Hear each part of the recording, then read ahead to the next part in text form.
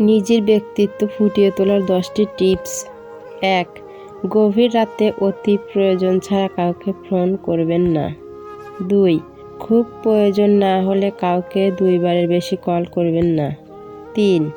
কারো কালো বাস মোটা শরীর নিয়ে খারাপ মন্তব্য করবেন না। 4. অনুমতি ছাড়া কারো বেডরুমে ঢুকবেন না। 5.